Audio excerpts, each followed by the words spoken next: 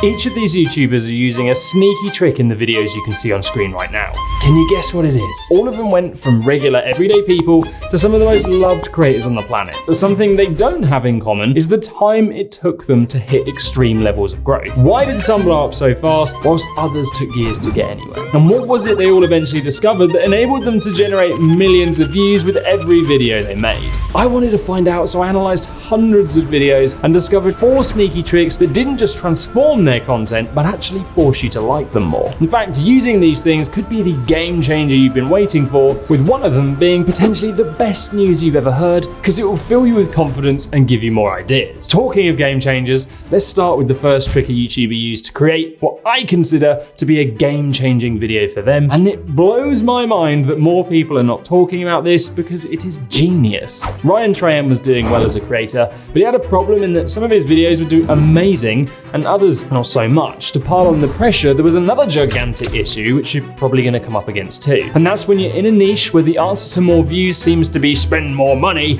and do crazy stunts. How could you possibly grow if you don't want to blow your life savings or put your body on the line? And that's where this first sneaky trick comes into play, because Ryan found an amazing solution, and what's crazy is it's hiding in plain sight. Let's see if you can guess what it is as I explain the almost cheeky way he solved the problem with this video here. So in this video, Ryan sits in the world's quietest room in an attempt to beat a world record, but that's not why this video blew up. In the intro, he sets up that sitting in this room is rumored to drive people insane, and he makes out it could be torture. Ryan stays until he beats the record, and then at the end, they reveal that sitting in the quiet room isn't dangerous at all. So have you spotted the almost hilarious thing Ryan has done here? Let's look at this on a really simplified level. This video should have been called I Sat in Silence for 45 Minutes, because that is literally all that happened. But the way he presented this idea with his thumbnail and title turned it into an exciting, low-cost challenge. But an exciting title isn't enough to make a viral hit, so to ensure this isn't the world's most boring video, in his intro he quickly set some stakes that doing this challenge was potentially very dangerous, with previous people who attempted it losing their minds. Now you might be thinking, well, that's a lie, but actually it's smart, because there is a well-known urban legend about this place that it does drive you crazy. So what Ryan actually ended up making was an educational video that exposed the truth about this myth. The stakes he added to it in the intro and ongoing forced the viewer to want to know what happens next, and then he simply uses sound effects and editing to add more tension, allowing Ryan to turn what is basically just him sitting in a dark room in silence doing nothing into 20 million views. It's one of the smartest YouTube videos I've seen because it solved the dangerous challenge and money issue and had amazing results. So what was Ryan's sneaky YouTube trick? Well, it's that you can turn anything into a viral story. All you have to do is think about how to present an idea so it creates anticipation. And if you're really smart, you'll combine that with this next pattern I discovered that once again hides in plain sight. So if you've ever tried to make a video, you've probably sat down and started planning and gone, how the fiddlesticks do I start this bad mamma jamma? And it's hard, right?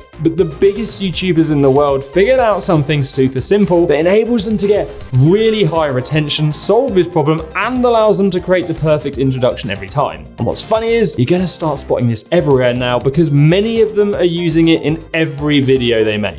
But what is it? And is it actually something any creator can use? Let's see if you can guess what they're doing from these short clips. Delivery. I ordered 10,000 Amazon packages and I have no idea what's in any of them. We are currently surrounded by countless sharks. Maybe even 1,000. I don't think it's that many. And in this backpack is 100 grand. And if you retrieve that $100,000 in cash, I'll give it to your #1 fan. Oh. The shark-infested waters just to get some money, eh? Now you're probably wondering, well, what is it they're doing? So to help, I've written their scripts on screen now, and I'll explain. So every single one of these YouTubers, in the first line of their video, tells the entire story. And what that does is it sets up what's at stake, the hero, the conflict, and it creates anticipation, and that builds retention and hooks a viewer. Oh, hang on, let me get changed. Now the reason this works is because the viewer straight away knows what's happening, meaning there is no room for confusion. You're not going to waste my time with 5 minutes of rubbish until you finally give me any good information. So if you let them in on what's happening fast and then spend the rest of the video showing them why that matters, you'll keep them hooked. But can you do this too? Well, yes, of course, try it. But I need to be honest with you. Although it sounds easy, it's known by writers as one of the hardest things to do. Don't beat yourself up at the start. But Ed, you hypocrite, if it's so good, why didn't you use it in the intro of this video? Well, there's 2 reasons for that. Firstly, I did. It just wasn't the opening line. Look, here's the script. And secondly, because I decided to use the next thing I discovered and I'm about to show you instead, because I think it's one of the most powerful tricks out there. But first, let's have a look at the big YouTuber third sneaky trick. Now, this is the one I mentioned in the intro that YouTubers use to actually make you like them more. Seriously. Now, what's funny is, it's probably the exact opposite of what you'd expect it to be, and I think it's something that nearly every creator starts out fearing. But when they realize that they need to embrace it and show it off, they start to make videos that get view numbers like this. See if you can spot it in these clips here. But I'm so thankful for everything, for real. And this is actually making me so upset because it's happening with my own family. They gave me permission to be able to let you guys know.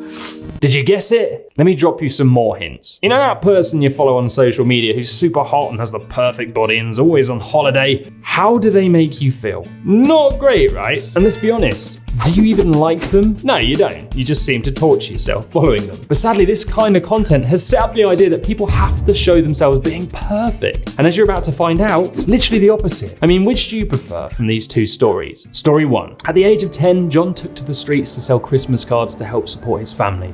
They were so poor, they only had 27 cents to their name. As time passed, he managed to land a job and took out a $700 loan, which he invested into his own product and attempted to sell door to door. Sleeping in his car, he tried to get by. Today, John Paul DeJouria's net worth is $2.7 billion as a result of this product, John Paul Mitchell Systems. Versus story 2. His mother let out a final cry as a newborn baby entered the world. He opened his eyes and took his first glimpse at the planet, where he was already one of the richest men in history. Donald Trump went on to, you know the rest of the story. The first one will win every time because viewers are not perfect. They have insecurities and problems, so they love to watch people like them struggle to overcome them. But what they heavily dislike is when everything is handed to someone on a plate. And it's why you'll now notice some of the best YouTubers in the world showing their flaws, vulnerabilities, and more heavily feature when things go wrong or get tough, because that's what makes a story so relatable and human, thus hooking a viewer. Can't believe I just said thus. Which brings us onto the trick massive YouTubers use daily, which is an extension of my previous point and the one I used in the intro of this video. So let's see if you can spot them from these short clips. If someone was following you,